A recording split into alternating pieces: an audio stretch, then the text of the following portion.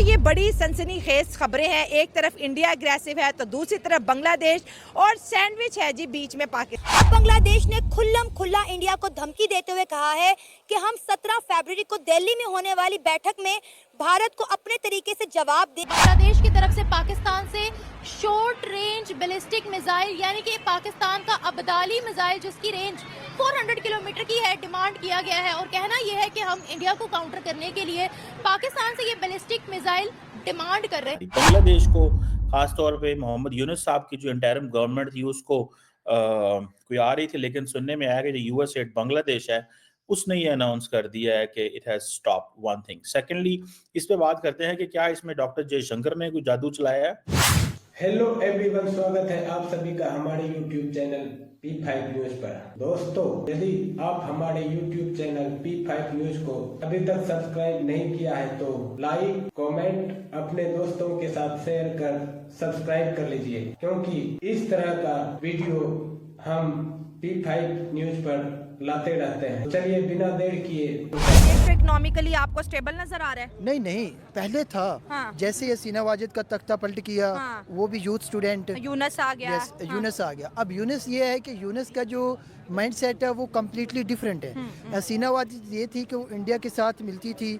जब इंडिया के हसीना वाजिद का जब दौर था तो हमें इस चीज़ को भूलना नहीं चाहिए कि बंगाली जो बंगाली गवर्नमेंट का माइंडसेट था वो तो पाकिस्तान को एज अ दुश्मन ट्रीट करते थे। आते ही नहीं थे कभी पाकिस्तान। हाँ, अगर और ना ही हमारी कोई डायरेक्ट शिपमेंट कभी बांग्लादेश गई है। हाँ। ये बड़ी इंपॉर्टेंट चीज़ है कि एक कंट्री जो आपके एक ही फाउंडर ने बनाया 1947 में, 1971 में सेपरेशन होती है और उसके बाद इतना चेंज आता है कि वो आपको देखना पसंद नहीं करते। इवन कि मैं क्रिकेट देखता हूँ तो जो बंगाली थे वो पाकिस्तान के साथ क्रिकेट इस वे में खेलते, इस जोश में खेलते थे कि जैसे आज नहीं छोड़ना है, आज नहीं छोड़ना। That was surprising for us कि वो भी मुसलमान, हम भी मुसलमान, हमें बनाने वाला सेम कायदे आज़म, बट डिफरेंट सिनेरियो जो था, different mindset just due to their government.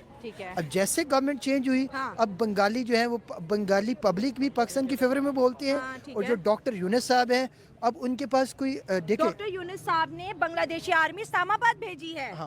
और साथ हमें भी इनवाइट किया, हम भी चले गए। देखिए, हमें इस चीज़ को लाइट भी लेना नहीं चाहिए, बिकॉज अब डॉक्टर यूनुस के पास कोई और ऑप्शन भी नहीं है ड्यू टू स्टेबल पावर एक तरफ इंडिया है और दूसरी तरफ पाकिस्तान है। अब उन्हें इंडिया की तरफ तो उनकी बन नहीं सकती, क्योंकि इंडिया से तो बिगड़ चुकी ना।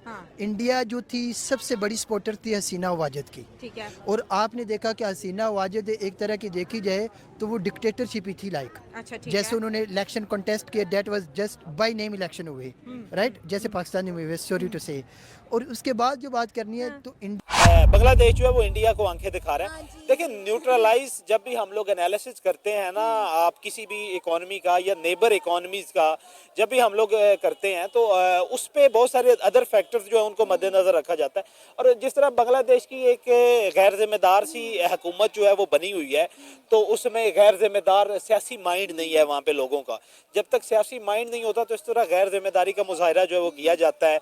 कुछ लोग पसंद और नापसंद की बुनियाद पे अपने आप ये कह लें कि नंबर्स गेम बनाने के लिए, अपने अवाम में अपने आप को मकबूल करने के लिए, या उस मकतबा फ़िक्र को जो उनको इक़्तिदार में लाया है उनको खुश करने के लिए इस तरह के बयानात और इस तरह की धमकियां जो लगाते रहते हैं। अब आप इंडियन इकोनॉमी को, इंडिया इतना बड़ा मुल्क है उसको देखें और बांग्लादेश को देखें तो बांग्लादेश का ऐसे ही है कि कोई बकरी जो है वो शेर को धमका रही हो, ठीक है, कि मैं तुम्हें नहीं छोड़ूंगी।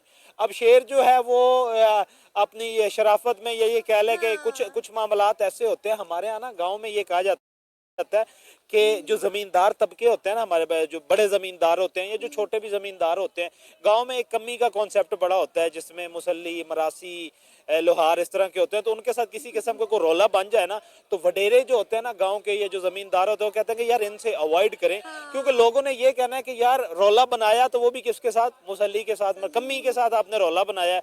और कमी के साथ अगर कभी कोई लड़ाई भी हो जाए तो मजलूम हमेशा कमी नहीं बनना, चाहे वो जो जितना बड़ा नुकसान कर जाए। तो अब ये आप ये कह लें कि कमी और जो है वो लड़ाई है कमी और ज़मींदार की, कि इंडिया जो है वो ज़मींदार है और बांग्लादेश जो है वो, तो इस तरह की धमकियां बांग्लादेश का देना कि आपकी इकोनॉमी जो है, आपकी 40 to 60% इकोनॉमी डिपेंड करती है आपकी इंडिया पे।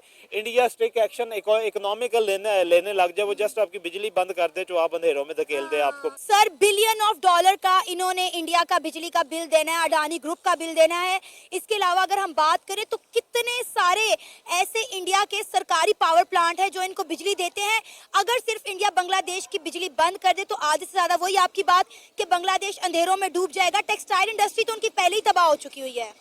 आई थिंक ये बांग्लादेश जो है हमें समहाउ जो है वो यूज़ कर रहा है कि अपने फ़ायदे के लिए जो है वो हमें यूज़ कर रहा है कि वो एक तरफ से जो है वो डबल जो है वो गेम खेले, वो वहाँ से जो है वो यूएस से भी ना अपने बिगाड़े, इंडिया से भी जो है वो अपना जो उसका जो इश्यूज चल रहे हैं, उसके जो वो बॉर्डर किलिंग के इश्यूज चल रहे हैं, जो उनके पानी के मसाइल चल रहे हैं, और जो भी उनके जो वो कहते हैं कि उनका जो वो एक CCT आई गेस वो एक्ट है, उसके खिलाफ जो मुस्लिम माइनॉरिटीज़ को जो है और ज़्यादा मार्जिनलाइज कर रहे हैं, वो उन सब चीज़ों को जो है वो पाकिस्तान को एज अ बेट यूज़ कर रहा है।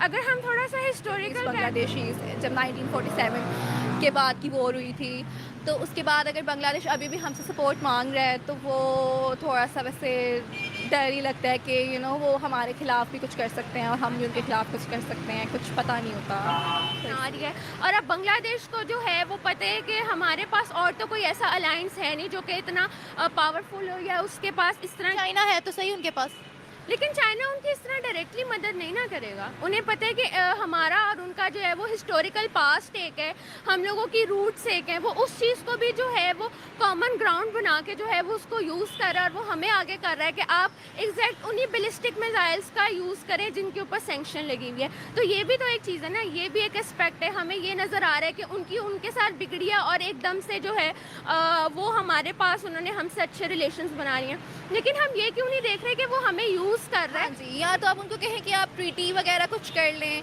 या आप ये कहें कि वो दोनों आपस में जो स्टेट्स हैं वो किसी एक रजामंदी की तरफ आ जाएं, और अगर वो नहीं कर सकती हैं तो फिर हम साइड पे हो जाएं, क्योंकि बीच में पड़ने का कोई फ़ायदा नहीं है। और पाकिस्तान तो वैसे ही हर जगह पे ड्रैग हो जाता है और उसको तो हर जगह वैसी बातें सुनने को मिलती हैं। तो ऑफ कोर्स इंडिया जो है इसको कभी भी जो है वो होने नहीं देगा।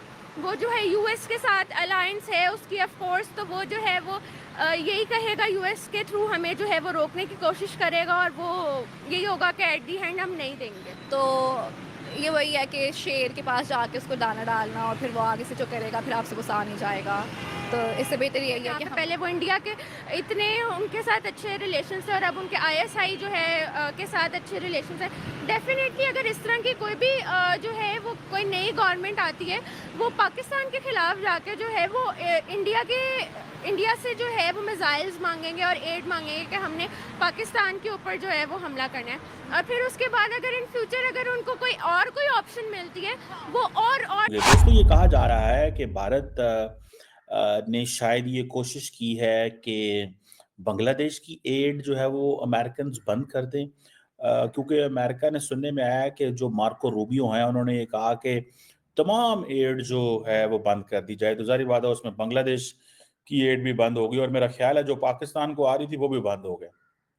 पाकिस्तान को कुछ ज़्यादा पैसे नहीं आते, $100 मिलियन के करीब इन्होंने स्टेट डिपार्टमेंट ने रखा हुआ है, तो वही बंद हुई होगी, और तो कोई ख़ास नहीं है, क्योंकि पाकिस्तान को जो मिलिट्री एंड जो सिविलियन एड है वो अमेरिकन ने बहुत पहले की बंद कर दी हुई है, सो हमें वो एड नहीं आ रही। बांग्लादेश को खास तौर पे मोहम्मद यूनुस साहब की जो इंटरिम गवर्नमेंट थी उसको कोई आ रही थी, लेकिन सुनने में आया कि जो यूएस एड बांग्लादेश है उसने ये अनाउंस कर दिया है कि it has stop one thing. Secondly, इस पे बात करते हैं कि क्या इसमें डॉक्टर जयशंकर ने कोई जादू चलाया है बांग्लादेश के हवाले से, और दूसरी जो इम्पोर्टेंट चीज़ है वो ये है कि द इम्पोर्टेंट चीज़ जो मैं जिसको देखता हूँ और मैं अंडरस्टैंड करता हूँ